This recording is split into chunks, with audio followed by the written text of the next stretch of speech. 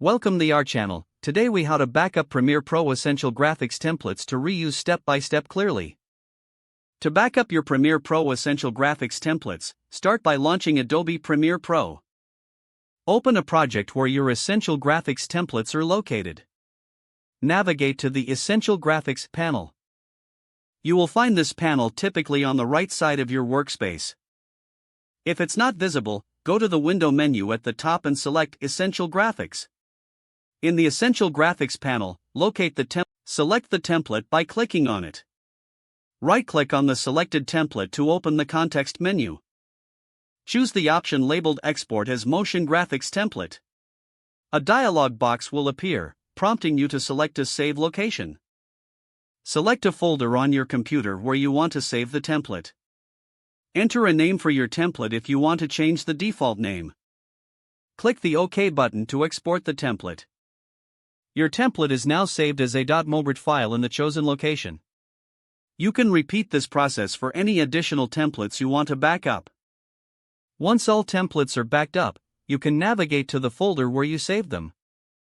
Make sure to organize them in a way that makes sense for your future projects. This will ensure you can easily find and reuse them later. To import the backed up templates into a new project, open that project in Premiere Pro. Open the Essential Graphics panel again. Click on the Install Motion Graphics Template button at the bottom of the panel. Browse to the location where you saved your backed up templates. Select the desired .mobert file and click Open. Your template will now be available for use in your current project. If the page does not load, refresh the browser or try again in a private or incognito window. Make sure you are using the correct email address, then retype it carefully to avoid small typos. If your password is not accepted, use the reset option and create a new strong password you can remember. Check your spam folder for verification or security emails, then complete any requested confirmation steps.